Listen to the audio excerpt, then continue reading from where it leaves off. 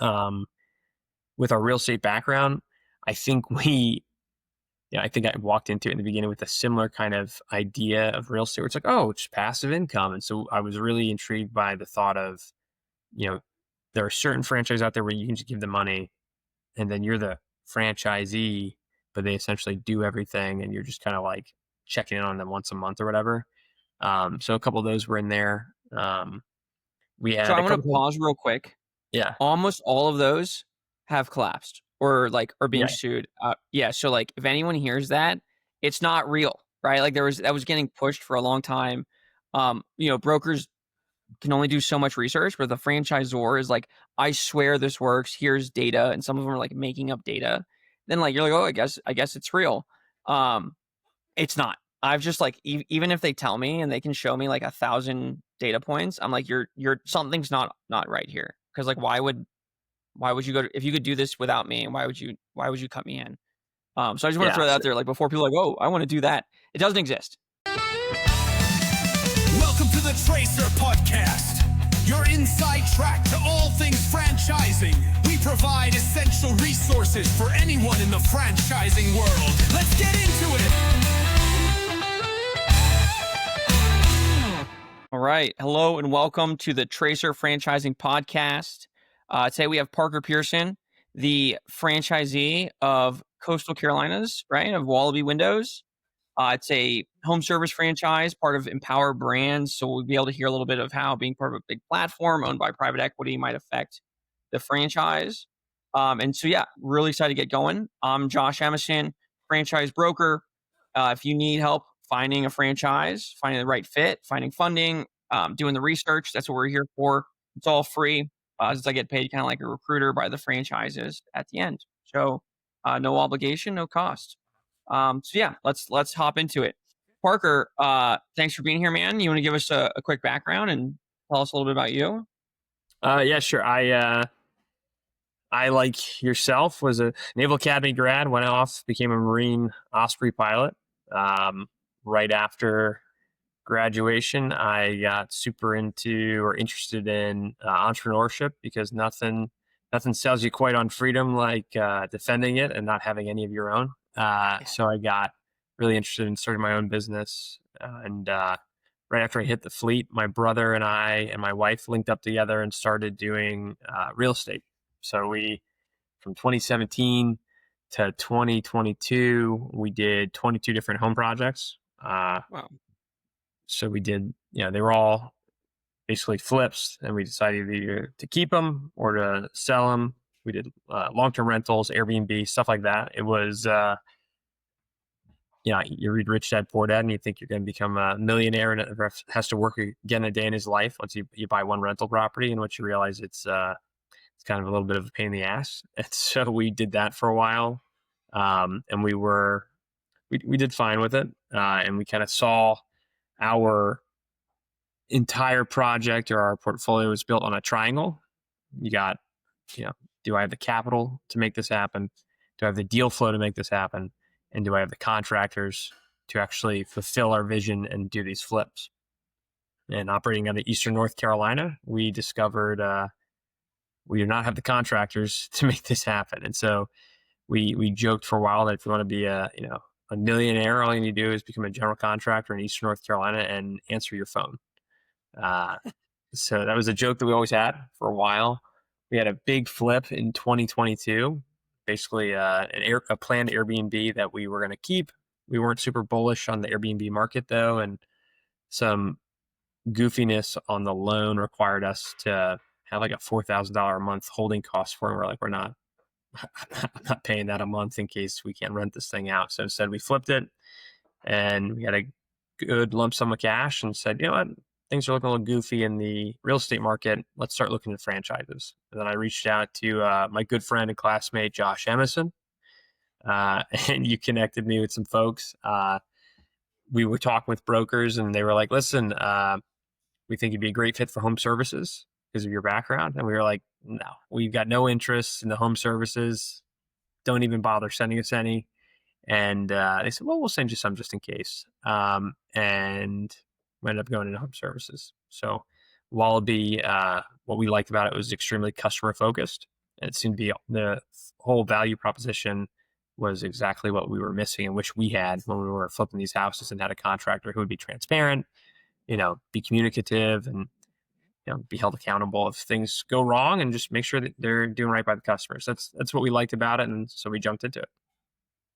Very cool. And I kind of like the setup, right, where you're looking at what's missing from this market. You had like a pretty good idea. Um, I think that's always good for people's just confidence in general, right? Is that, hey, this is something that I know personally is needed, and I've kind of exposed to it a little bit. So that's cool. Um, Sweet man. So let's go a little bit more into the research process of Wallaby, right? So like, how did you're probably, looking at other brands. Um, Unfortunately, I wasn't brokering at the time, right? I was a director of development for another franchise, so I wasn't able to be your broker, but I put you in contact with a really good guy. So yeah, like take us through that whole research process. Yeah, so I'd actually looked into franchising maybe 2 years prior, before I knew you were into it, and I think I got some like ad on Facebook. I clicked on it and I Yeah. started the conversation, and the guy was, I would say in a charitable manner, not experienced in his brokerage. So this first guy that I talked to basically just like goes, "Oh yeah, sure," and he just threw like 4 different businesses at me. He goes, "What do you think?" And it's like, this has nothing to do with me. I've got no interest in this. I don't know. I also told you I don't have much money to throw at this, and you just gave me like these like multi-million-dollar franchise, like crazy stuff. Yeah. So the guy you set us up with years later was awesome. So basically, we sat down with him. Uh, my brother, I am the world's easiest sale, because I am. I just think, why would anybody lie to me? Like, why would like why we're all in it to do well for each other, right? Like, it's always a win-win. Why would somebody just like lie to me about something? So my brother was pretty hesitant at the beginning. He's, wow, this is just a silly idea. You go look into it and then like come back. And once we get more information, I'll start getting involved. So originally it was just me. Broker gave us like pretty substantial questionnaire. I went through it. Took me like 30 minutes, 40 minutes to go through all the questions. And then he took that. And then we had, I want to say another like good long like call, kind of talking about things. And then about a week later, he sent me 10 different franchises that he thought kind of fit our, the capital we had available to spend. So our budget and also our interests and our skill sets, plus what he deemed was doing well and was necessary for our area. With our real estate background, I think I think I walked into it in the beginning with a similar kind of idea of real estate where it's like, oh, it's passive income. And so I was really intrigued by the thought of, there are certain franchises out there where you can just give them money and then you're the franchisee, but they essentially do everything and you're just kind of like checking in on them once a month or whatever. So a couple of those were in there. We had So I a want to couple. pause real quick. Yeah. Almost all of those have collapsed or like are being Yeah. sued. Yeah. So like if anyone hears that, it's not real, right? Like that was getting pushed for a long time. Brokers can only do so much research, but the franchisor is like, I swear this works. Here's data, and some of them are like making up data. Then like you're like, oh, I guess it's real. It's not. I've just like even if they tell me and they can show me like 1,000 data points, I'm like, you're something's not right here. Because like why would you go if you could do this without me? Why would you cut me in? So I just want to throw that out there, like before people are like, oh, I want to do that. It doesn't exist. Okay. Yeah. So again, I'm world's easiest sale. It's like, let's go. And luckily it was, those ones had higher capital requirements. I was like, all right, well, we're not going to mess around with that.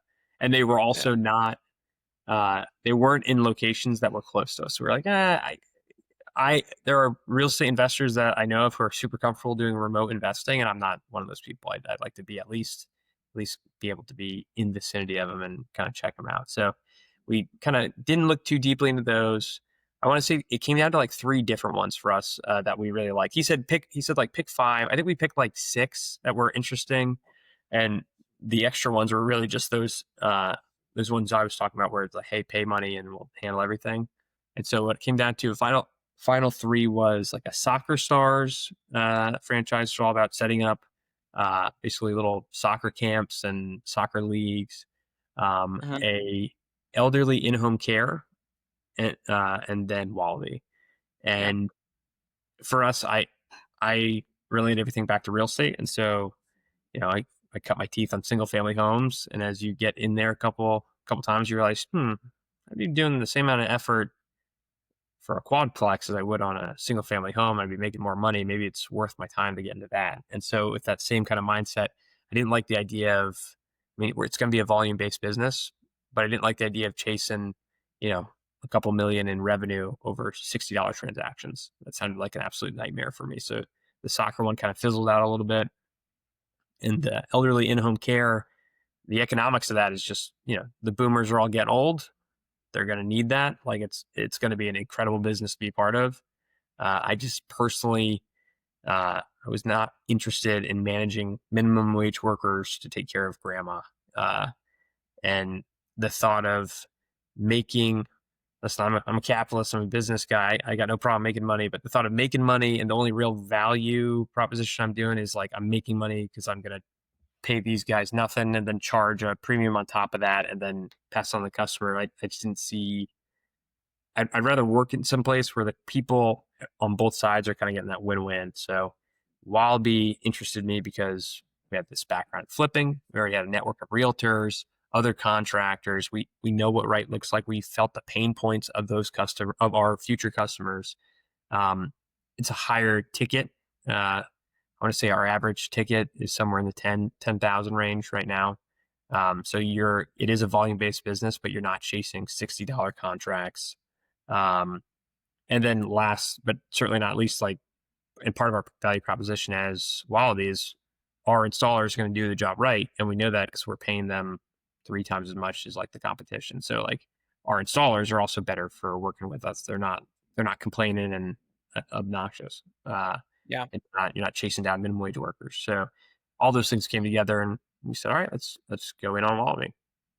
Very cool. Very cool. So a little bit of the background, a little bit of the large transaction size, right? So if it's easier to sell $100,000, $10,000 things than, $10,000, $100 things, right? Essentially. And then your background. Okay. Very cool. So this is, you sign, it was 2 years ago, right? What was your starting date? So I think our entity was formed late December of 23. Our official launch was March of 24. Okay. So we're not too far into it. We're just over a year right now. Yeah. So let's go through since this is fresh in your mind. What was training like? What was the startup like? So training, we went down to HQ in Florida and did a week-long training process. It was sales heavy with some ops kind of stuff, kind of some procedure, hey, here's how you install a window and stuff like that. Even though we have the background in it, we hired a guy with 30 years of experience in construction to oversee our installation process. And I think that made a lot of the training kind of all right, it's good, I guess, that we saw it. But the training, I think the most value from our training was just getting to know the team at HQ and kind of put faces and names and start to build that relationship, because we lean on them now. And we, whenever we want advice, whenever we want to bounce an idea off somebody, we'll call them up and we've got a good relationship with them. But the training, I would say the training was fine. I think a big realization for us is at the end of the day, the franchises offer systems, they offer help, but at the end of the day, it's on you. You're not going to walk in, especially a week-long training. If you've got no background in home services and you're done a week of training, I don't think you're going to walk out of it being the window expert. It took cutting your teeth on some actual projects, running into problems, seeing what's going on and adjusting on the fly. So the training process is about a week. The more valuable thing from our standpoint, because my brother and I are not systems builders by any means. We've tried to start businesses before. We did the real estate, but I wouldn't call that a business. There was no systems to it. It's just, hey, we'll find a property, we'll flip it, and we go. And every day was starting from zero. And so we try to start other businesses, and we always failed because we kept trying to eat the elephant all at once. It never happened. And what was really nice about this was the training was a week long, but really the lead up to to the launch was like a 2 to 3 month process where we'd have multiple like Zoom meetings a week in which they were connecting us with different vendors for our marketing, vendors for our bookkeeping, vendors for like anything you can imagine for a business. Like it was basically like, hey, here you go. And like we didn't have to think about it. Just like, hey, here's your meeting. You're like, okay, cool. And you show up at that meeting and you go with it. So I think that was the more valuable thing. We did there's zero, there's very little thinking that we had to do for like who we need to talk to. Like they had a checklist, like, okay, hey, you need to get your entity set up, you need to get connect with the CPA, you need to get connected with this tax guy, you need your contract signed. Like it was nice to not have to think, just to do. I would say that was the more valuable piece than the training part. Very cool. Yeah, I would agree. It sounds like the systems. So what about let's get into the business model a little bit, right? So it's windows and doors, right? But I've heard of guys. It sounds like you have your own crews in siding. Sorry, right? So it sounds like you have your own crews. So can you just like take us through, I don't know, the life cycle of a customer? How do people find you? How do they book with you? What does the process look like to get measured and Yeah, sure. So just to clarify, we actually use subs. We do use subs. You do use our team is pretty lean. Right now we consist of a salesman who's actually Mike, my brother. So the salesman is the owner at the moment. We'll probably be adding one the next couple of months here. We got Mike, our salesman. We've got John, our operations manager, and then Colton, our operations tech. So John and Colton oversee our install crews. And so that their responsibility is making sure the install goes smoothly, direct communication with the customer, and then just kind of holding those guys accountable and then passing information amongst ourselves. And then also we've got an administrative assistant who just kind of handles the back end stuff and makes sure information is flowing between sales and ops and stuff like that. But essentially the process, somebody finds our ad. We use, Mike and I are aggressive with our advertising. We know some people, I like to use analogies and metaphors. And so my senior year in high school, my soccer team, we had 18 seniors on the team, and we played together since like some of the guys since kindergarten. So the chemistry was insane. We won every single game until we lost in the like semifinals of states or something like that. And it happened because we were up like 2-0, and we just pulled back into defense mode, and we ended up losing. And they had no business beating us. I forget the name of that school, but they were nobodies. Okay, they had no reason. And so from that, I was like, all right, well, you got to play offense. You can't play defense. And I think business that's especially true. And so marketing is the gas of your vehicle. Doesn't matter how nice the vehicle is or what cool stuff it can do. When you run out of gas, you're not going anywhere. And so Mike and I were aggressive from the get-go with marketing. I think we're probably the top spenders in marketing in the entire franchise. Wow. To the point where I think we spent like $20,000 in marketing last month. Like we just keep pressing the gas, trying to get a little smarter on it and make sure we get more efficient and better ROI with our marketing. But we're doing some blunt force to the marketing machine. So that being said, a customer will find us either through we've got a bunch of social media videos out there, which Josh never likes.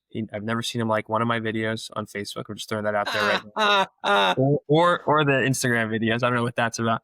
But they'll see like an Instagram video. They could see we got a TV commercial. We've got a pretty robust pay-per-click campaign with Google, a bunch of local service ads.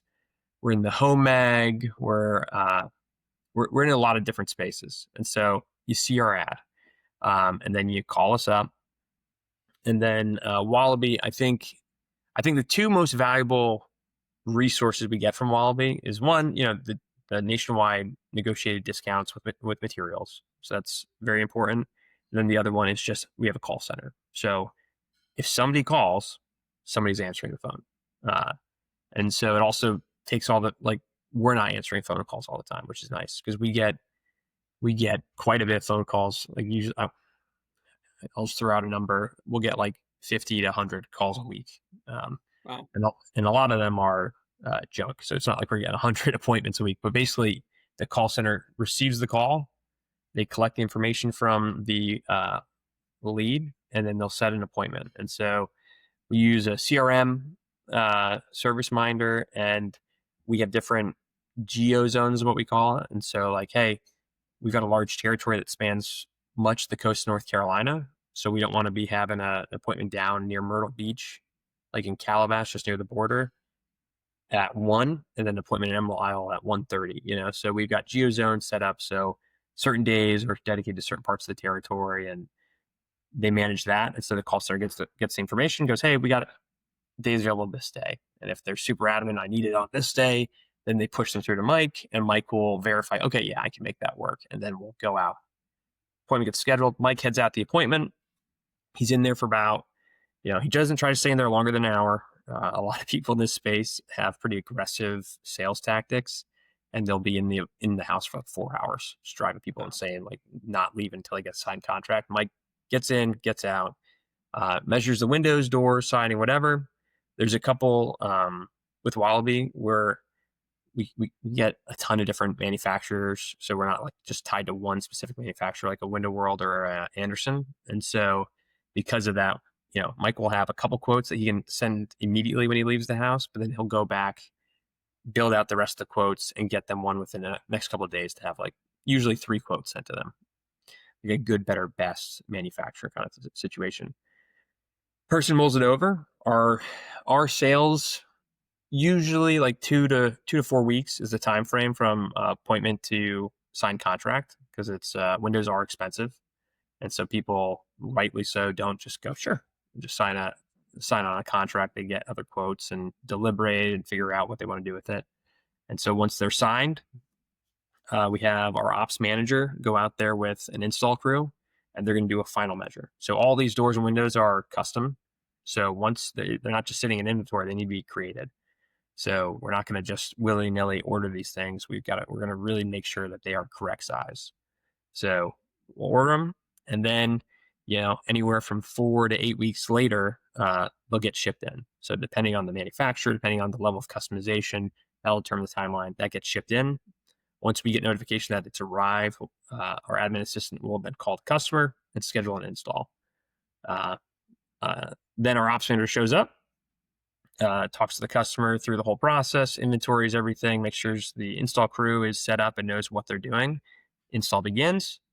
We're making sure that we're cleaning up as we go. We're not leaving any messes. We're being very, mindful of what's going on in the house, put down drop cloths, protecting the home, something that is also kind of rare in Eastern North Carolina. And then install complete. Our guys, John or Colton, depending on who's running the install, run back through.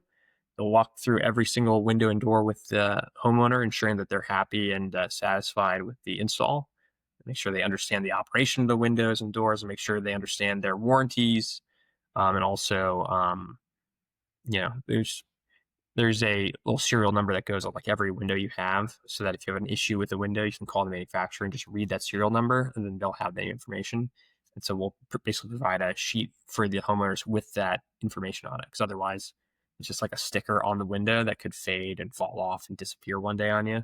Whereas we'll just give them a sheet with all that information for them.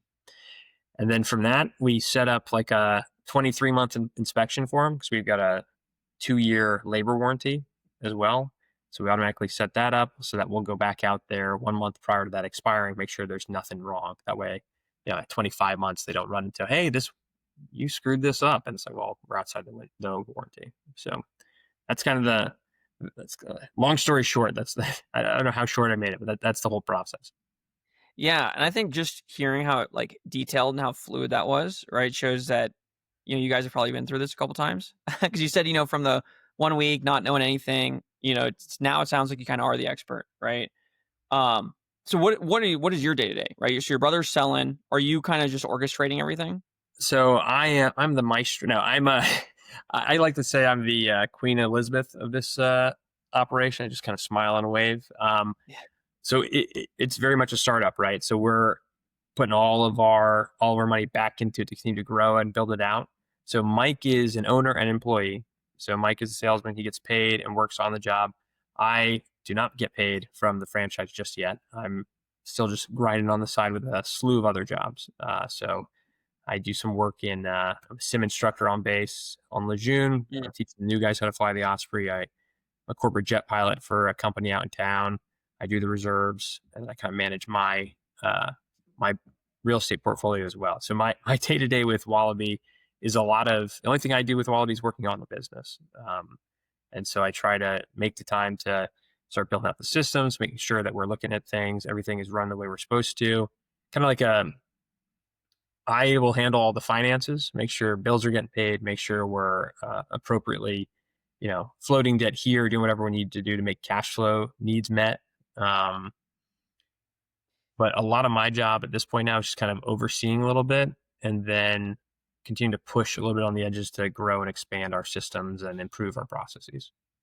Gotcha. Yeah. And I mean, that can't really be, it's hard for someone who's never owned a business, right? Because like that's one thing that my ears perked up. You're like $20,000 in marketing, 2 to 4 weeks to make a decision, 2 to 4 weeks to get manufactured, and then some time to install it. Like the flash to bang is like pretty big, right? And so you could easily run out of money during that time period if you're not managing things closely, right? Yeah. And it was, again, like, I think having the real estate background helped because you realize owning a business isn't easy. And so being the real estate side of the house, like you go with the peaks and valleys and you figure that piece out, but we didn't actually run a business. So I didn't really have a best handle or understand the cash flow crunch, And so in the beginning, we were almost lackadaisical. It sounds so silly saying now we're kind of lackadaisical about collecting. We're like, oh yeah, we'll get the money. Like what?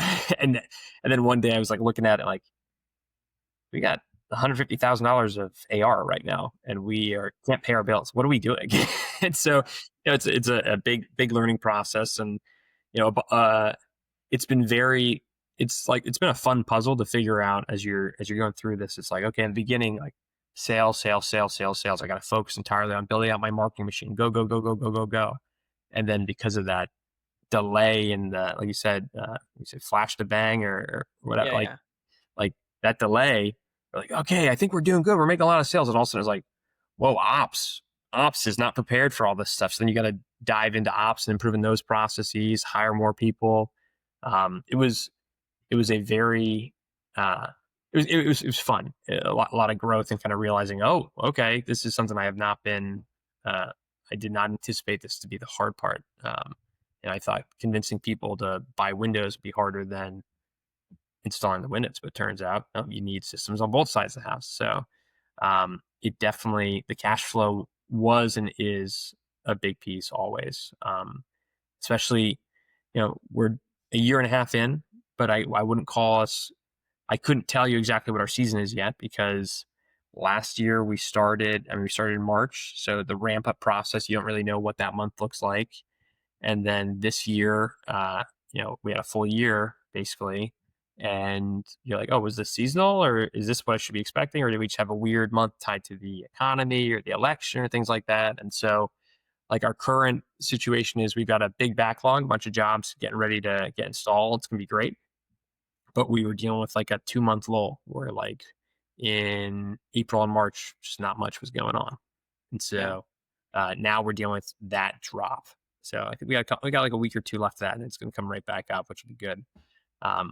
But yeah, that's another thing to consider because I didn't appreciate the fact that profitable businesses can go under because of cash flow. Like I just assumed like, yeah, you're profitable, it'll be fine. It's like, nope, you got to manage that. You got to pay attention to that. Yep. Yeah. Very cool, man. I started, our franchise, my wife and I, she's really the one who runs it kind of day to day in April. And so we're seeing the same thing as like summer is just like this huge drop off. Kids dance, right? And so the kids are like doing stuff over the summer. And we're hearing from other franchisees. They're like, oh yeah, early August, no problem. But it turns out in Denver, kids don't come back to school until the end of August. And so we're like, oh my God. Like we're like, we were like kind of freaking out. And then we're like, oh no, we actually have another 3 weeks until we should see that upswing. So yeah, it's the same thing. It's very interesting. And it's tough because you got to find that balance between like reacting and doing something to fix it. And also just maybe I need to just be patient here for a second. And maybe it's completely out of our hands and nothing you can do. And you don't want to like disrupt the good things you have going that just aren't like nothing's going to change it because kids aren't doing stuff at that point, I still love that you're, is it tippy toes at the, yeah. I love that so Yeah. much. Yeah. I'm still in the reserves too. And so like when my Marines ask like, oh, what's your business name? I'm like, it's Tippy Toes. It's pink and we do ballet. You can tell the looks, And I'm like, whatever. So take us through like the first year. Did you hire all these people right away? Or was it like you were hitting certain revenue goals and then you were adding people? Like, what did that look like? So my brother and I are I think we have the right mindset, but the wrong, we're not detail people at all. Like not even a little bit. So I love when people are like, well, what are your goals? We're like, to do good. We're going to do good with this. And so we could definitely improve on the goals piece. I think for us, it wasn't so much hitting goals as feeling pain that caused us to start hiring stuff. We had, and it goes down to, someone's told me that like, listen, like people might know what they're doing. Like when I first got into real estate, they're like, listen, these people have been doing it longer than you have and they know what they're doing, but you might stumble into something that they don't know about and they might know something that works only in their market. So like, don't just assume because it's working for somebody, it's going to work for you. And so I think when we got into the franchise, we're just like, okay, we're just going to do exactly what they're doing and it'll be fine. And what we found is, our territory, though coastal, just like the headquarters territory is coastal and does a lot of similar kind of projects, ours is just, it's the same size, but it's very long and narrow. And so our ops manager, the guy the first hire, the only hire in the beginning, his job was to oversee all the installs. Well, he lived at the northern point of our territory, which meant that for the southern tip, he was driving 3 hours just to get to a project. Holy cow. And so when we were in like the thick of like our peak last year, this guy was like, he was having a tough time. And we just kept asking, like, should we hire somebody? Should we hire somebody?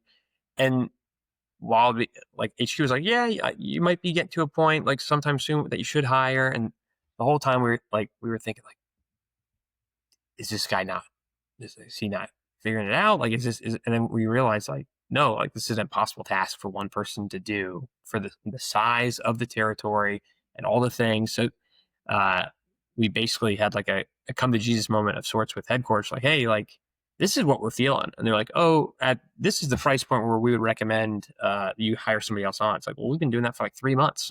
Like, why are we not? Geez. And so, and we told them our problems. And they're like, your manager's like way overworked, man. There's no way he can do this. You got to start helping him out and get some more work in there. So we started with just, we were being frugal and bootstrapping. And so we hired like our mom, who's like a retiree who can't make above a certain amount of money for her, pension or something. So we put her on for like part-time to pick up some tasks, and that started helping out a lot. And then we realized, the real problem is that our guy's on the road for 8 hours a day just to get to and from the job. So how can he have time to do all this other stuff? So that's when we realized, okay, we got to hire on another ops tech. So really it was just the pain.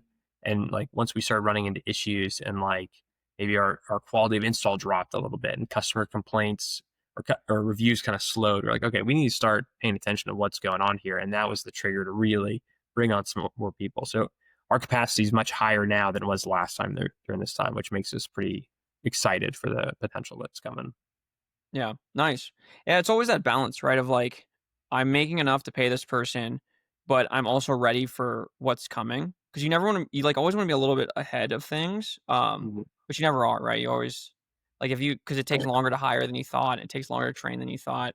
So you really have to lean into that stuff. So people are always the wild card. Like the business is the easy part, I've always found. Okay, cool, man. So, what about like growth? So you guys are marketing like absolute madmen. Are you seeing a direct translation into growth? Like you're marketing the most, are you pulling in the most leads? Like what's that look like? So we definitely, in the whole franchise, we get the most phone calls. Now that doesn't mean they're the most qualified leads. And people are getting form fills and organic stuff going on. So I think we have a slight advantage over other franchisees in our Wallaby network simply because there's not many competitors in our area. You basically have 2 guys, one that's extremely expensive, that's going to charge you for your firstborn for for you to put some windows in there, and the other one is super cheap and doesn't maybe not might not pay that well to their install crew, and maybe their installs aren't necessarily seamless, and maybe they have issues with labor warranties down the line. And so we come in at that nice sweet spot where we're going to charge, we're not the cheapest, but we're going to charge a fair price. You're not going to, you're not going to sell your children to pay for windows with us. Windows are expensive, but we can get you a much fairer price, and we can get you that one big guy who's charging crazy stuff and get you the exact same window for like a quarter of the price. So it's a sweet spot. And so because of that, we've been pretty successful. We're not competing with 1,000 other brands trying to get your attention. So that's helped. We were having pretty successful, our cost for appointment was like about $100 less than industry average Oh, wow. in the beginning. Now, I think we might have like overdone it, because again, we don't have one person overseeing this stuff. We're paying one vendor for this, one vendor for that, paying a TV, paying the home. Like, so it's tough for me to really pull on it's tough for me to truly understand the ROI on each lever as I pull it. Because if you're looking at, a lot of stuff like marketing that just enhances your brand, like there's no way to tell. It's like, oh, somebody bought because of that, unless they explicitly said, oh, I saw this and then I did it. And then like they'll see that, and then maybe they'll Google you, and then they show up as a pay-per-click lead, so that's been my struggle. I think if I were to restart it, I would probably have tried to get with a marketing agency from the beginning, just to consolidate everything in-house so that I could have a better view of what's going on. Maybe get rid of some redundant administrative fees as well. But right now we're kind of in the mix of trying to see how to make this more efficient as well, because we ramped up our spending and we didn't get the big bump that we were expecting. And I think part of that was because of the economy and some timing and stuff. But I think part of it is also because we're just, I'm not a marketing expert. I've got an idea. I've been pouring gasoline on a fire, but I don't know if there could definitely be better ways to do it. Mm-hmm. Okay. That's interesting. And so, what number franchisee were you? I think we were like, I couldn't tell you. Like 26 is a number that pops up in my head, but that was just 26 company, Go Rough Riders, stuff like that. I think it was new. I think you were early on, right? This is a new franchise, and I think this is like for people who are considering like new versus more established franchises, is like, they're like, well, how do they not know the best marketing, and how do they not know this stuff? Well, he's they had one corporate location, and then they launched it, right? And so it's part of a platform. It's run by guys who've done this before. But if you haven't done it 10 times, you haven't done it 50 times, there's going to be things that you can't control for, right? And so, I think people like say, oh, well, I can buy out this entire city with this franchise because it's new, or I can, I'll have more direct communication with corporate or whatever. The more I'm in this, the more, unless you've owned a business before and you know how to do a lot of this stuff yourself, the more I'm like, dude, they need to have been around for at least 5 years. They need at least 100 units, so that it's not, you're not guessing, right? You're not spending $20,000 and maybe 5's hitting, right? And the other 15 is going to the ether, right? And you're not sure if you can measure or not. And Wallaby, to their credit, they took a big took a big pause for a second and kind of reformulated their strategy and stuff. And so they've been really consolidating and kind of doubling down and investing in us individually to kind of reset the foundation as we continue to grow. But yeah, I think that would be a good estimation of that. Like, obviously, if they've been along longer, you're going to pay more. You're going to, maybe you don't have the ability to pick up as much territory as I did as soon as you jump on. But there's a reason for that as well. So definitely, I think anybody with like, if you're going to take ownership of it and like be like, hey, I'm buying into a franchise, but I'm not expecting them to do everything for me. And at the end of the day, it's on my back. It's my responsibility to make this happen. I think with that mindset, you could probably be successful with any of them, but you're definitely going to have a lot more resources and dependable systems to pull from the longer that franchise has been around. Yeah. And the only, like, you're feeling it only a little bit because you're part of Empower. And I think Empower is I think they're a really good platform, right? They're in a lot of other home service stuff. But like, imagine if this was just Wallaby and like you only had like a few people at corporate, which is usually what it's like at that stage.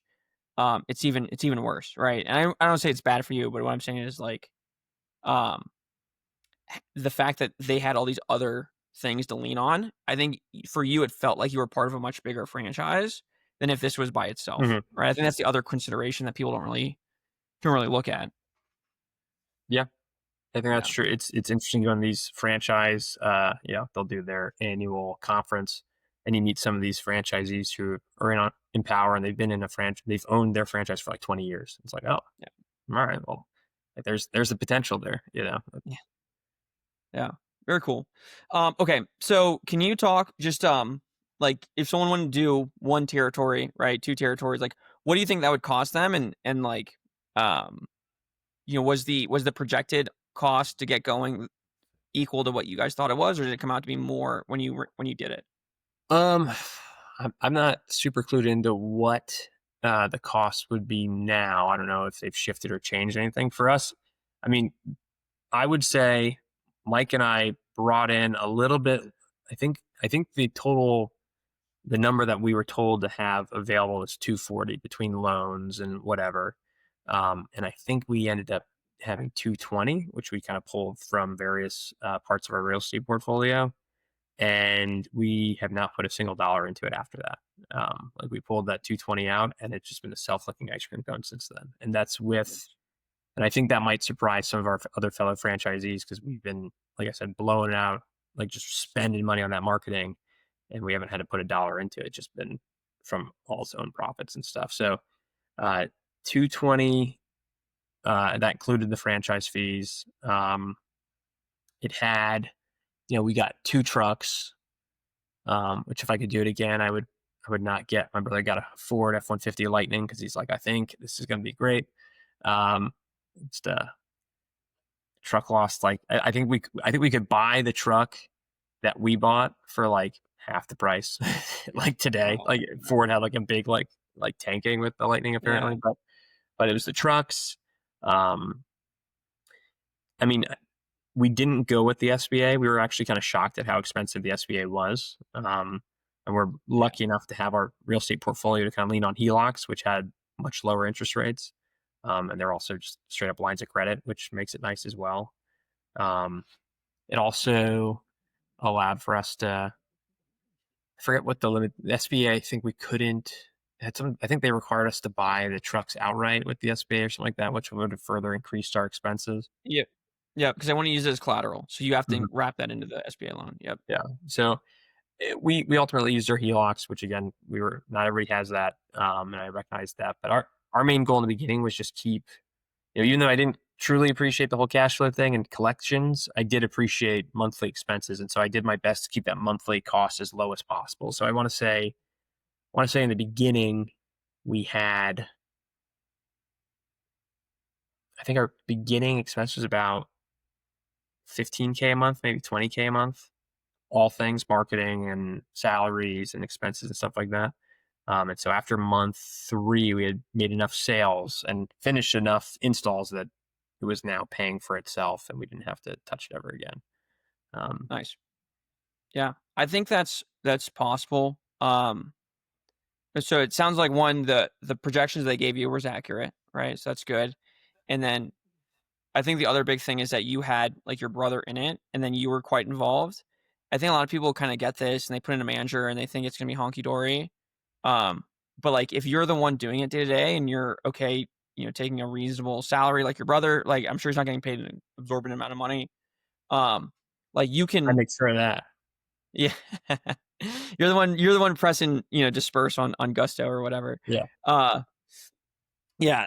I think it's like. That's the other thing. People see these numbers and like, oh, I bet it's way more. Well, if you're in it and you're working it and you're actually like following the franchise, like usually they're pretty accurate. So Yeah, like I said, we kept things pretty tight. We saved money here and there because they had like some recommended vendors or whatever, and I just found some local guys. Like I think I saved a bunch of my workers' comp just doing it with the local like insurance guy I've known for a little bit, and like I just found small little ways to save money here or there. I mean, saving on the HELOC interest rate versus the SBA was huge, oh yeah, and having like an interest like I mean of our I think half of that was straight from just HELOCs, and I'm paying like $600 a month for that money, which is nothing. yeah, So it was that was pretty beneficial. And then uh, a lot of it's just personal loans from our other bit like personal loans from other real estate entities, and so they're I'll pay them when I have the money to pay them, kind of thing. You know what I mean? yeah. Like nobody's banging on my door. So that was my strategy: just find the cheapest, most flexible debt I could to move forward, and that helped out a lot. And yeah, we definitely bootstrapped it. My brother was making quite a bit of money selling life insurance before this, but he sees this as a more of building something, and so he's willing to take that pay cut to come over here and get this going. So we basically pay him and our ops manager about the same, and then Mike will get a commission on top of it. So Nice.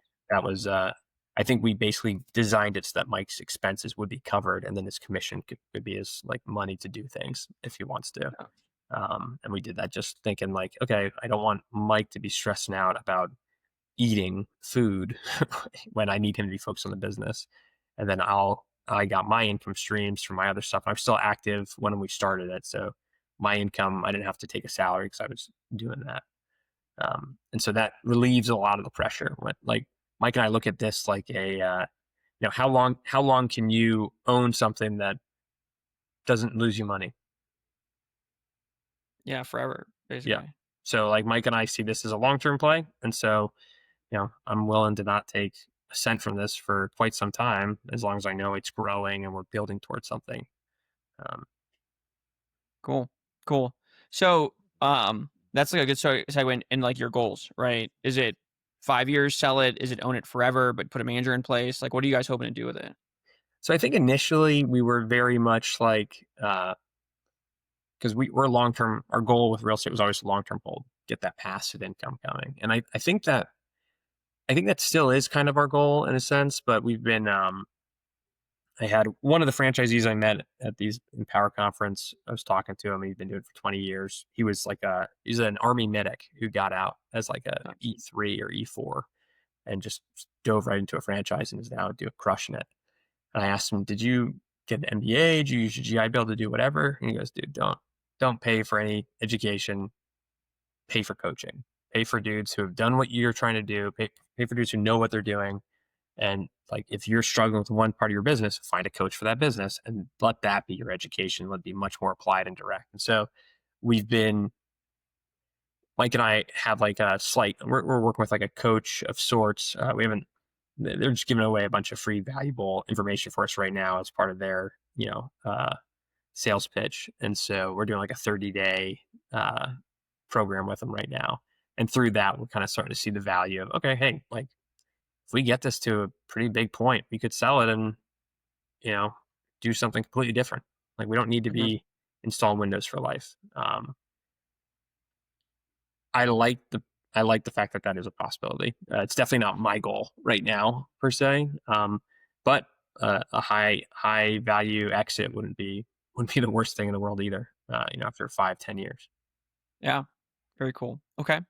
Um, and so give us maybe one more story, like biggest challenge, right, that you guys faced and how you overcome it. Um, biggest challenge. I don't think there is a biggest challenge. I think it's just the challenge at the moment. You know what I mean? Like, it's kind of like whack-a-mole in a sense. And I'd say the biggest challenge is just making the time to work on the business because that's what's going to move it forward. Yeah. It's easy to get caught up in the day to day, and that's what's nice about me and Mike's situation is I'm not really in the day to day. So anytime I work on the business, I'm essentially working on the business, not doing menial tasks. So Mike initially was a little you know, two brothers owning a business, you're going to butt heads like brothers do. And so initially Mike was very frustrated with me. Basically, when we brought on an administrative assistant, I started shedding a bunch of tasks. He's like, "What are you doing, dude? Like, this is like, you going to do anything for the business?" I'm like, "Yeah, I'm going to do the important stuff." Like, I don't need to be doing payroll. Like, I don't need to be doing like small little administrative tasks. This is not a high value task. And so constantly pushing and getting away from the business. I think that's the hardest part, is just, and Mike is going to have a little bit of a challenge because he's the salesman, and every salesman thinks they're the best salesman. So he's going to have to find he's going to have to be able to relinquish that role and continue to back away from the day to day. And that's the hardest thing. It's just like trusting people and training them in a way where you know that's going to be done right, and you don't have to be like in the weeds micromanaging them every step of the way. Yeah. Yeah. It's like, that's the hard part too, right? With my wife, and some of the stuff is like 80% is still good enough, right? It's still a great class, but 80% of you maybe isn't great, but if we get 10 teachers doing 80%, like that's way more than you, right? Mm-hmm. Mm-hmm. And I think that's the math that's hard for new owners sometimes. Yeah. I heard in this coaching, it's 30 minutes a day of 30 different, lessons or whatever. And the one thing that I really liked he said recently was, don't let the fear of paying somebody a wage rob you of building actual wealth, because you're just caught in doing like these silly little tasks.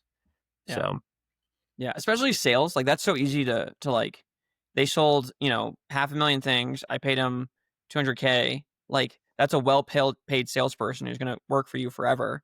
And he's making you way more money than what he costs you. Like, yeah, the math's easy there. Yeah, absolutely. Okay, cool, man. So let's just kind of wrap up here. Any advice that you would give of a person who's thinking about starting a franchise? I really like the idea of, hey, make sure this thing has, a couple years experience. Make sure they've got the processes down and that they're doing well. Talk to as many of the franchisees as you can get your hands on in the process. Ask for the good, the bad, the ugly. Remember that at the end of the day, the franchisor, you're the customer. You don't, as a military guy, it's tough for me sometimes to like remember, oh yeah, they're not my boss. Like, I'm their boss. Like I need to ask them to do things for me.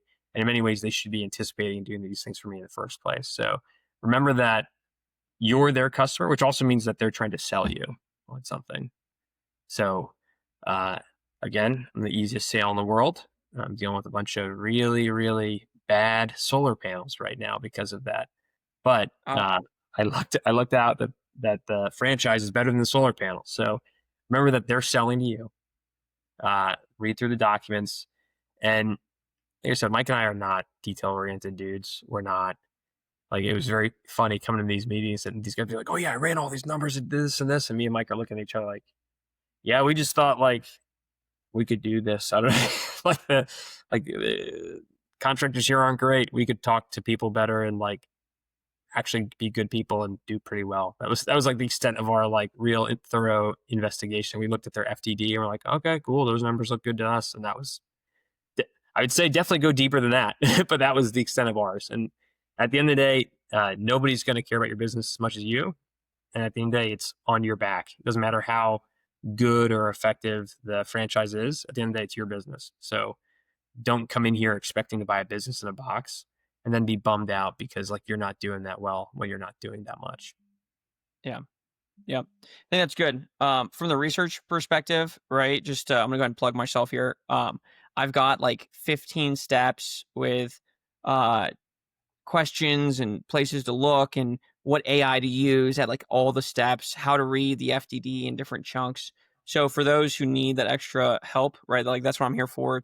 It's free. It's part of the process. Talking to as many franchisees as possible is probably big for us for sure.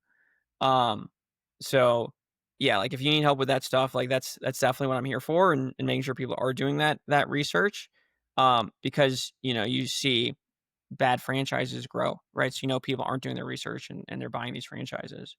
But back to your point, like I've seen like stores close. They're like this location sucks, and then another owner will buy it from them for pennies on the dollar, and then it becomes like an above average location. It's like, no, dude, you suck. So yeah, it's about it's just about as much about the jockey as it is the horse. Yeah, and I guess I assumed, again, going back to that military experience where like, all the units are basically the same. They can all kind of do the same thing. And maybe there's a culture shift and whatever, but I just assumed like, okay, a franchise, every place is about to do the same. And I kind of felt like, because this one's newer, maybe that's what, maybe some of them aren't doing as well because, it's not as established, yada, yada, yada. But then talking like the guys who've been doing franchising for 20 years, like, no, dude, that's what happens. Like, there's some people who are great. There's some people who are right in the middle, and there are a couple people who are just right at the bottom.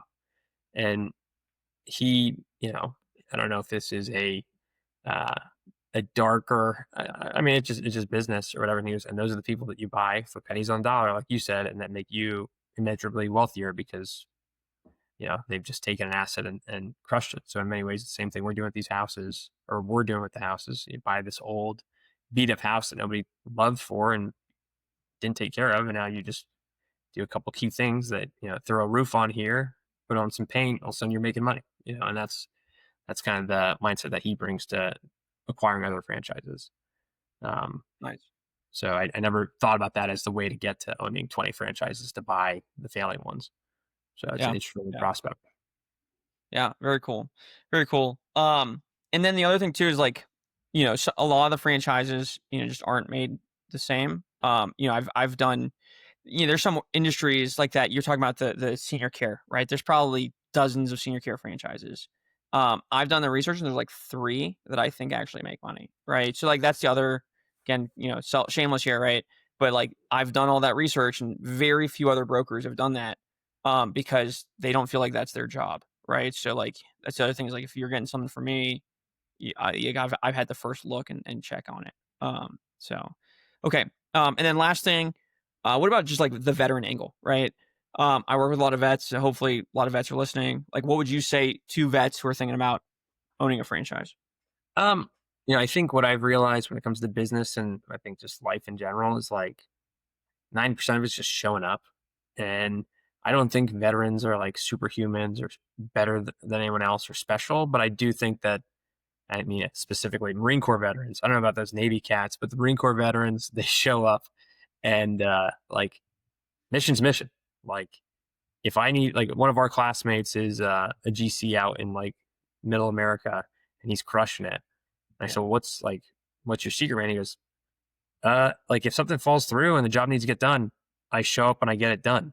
Whereas most other contractors are just like, well, not going to happen today. And that's the difference. Like just showing up and just do what needs to be done to do it. And it's all the same stuff that we, grew up in the military with, where it's like, all right, well, like, yeah, I've got less than what I wanted to do in order to finish this. I'm still going to make mission. I got to make mission. And I would say that would be the biggest angle. There are plenty of non-vets out there who have that same kind of mentality, but that's what you need to lean in on. And then you can also, I'm still working on this process. There's also all kinds of benefits of being a veteran. And if you have any level, like I think it's about 30% disability, you can get on that 8 alpha business, which gets you can skip the line on government contracts and stuff like that for bidding processes. So there's a lot of valuable resources. You can join veteran business collectives. I know they've got a couple branches by us, and you can just lean in on that connection and just know that, hey, I'm talking to another veteran. And there's just a slight, there's that connection there that we all know when we talk to another veteran. And then you can kind of almost like a BNI function where you're, okay, this guy's a veteran. I know he's not going to screw people over because of this. And that might not be true for every veteran, but people trust veterans, and you can apply that to build your brand and also to meet other like-minded folks who you can recommend to other people, knowing that you're not recommending them to just any other chuck with a truck, Cool. Very cool. All right. Well, thanks, Parker. Appreciate you being here. If people want a free look at some franchises, I'm very similar to what he described. I've got about a 70 or 80 question survey. We'll talk for about an hour after that. and I'll come back to you with a number of suggestions, and we go from there, right? And I'll be through the whole research process. So reach out, tracerfranchising.com, and you can schedule some time with me there. Parker, thank you so much for being there, and we'll talk to you soon.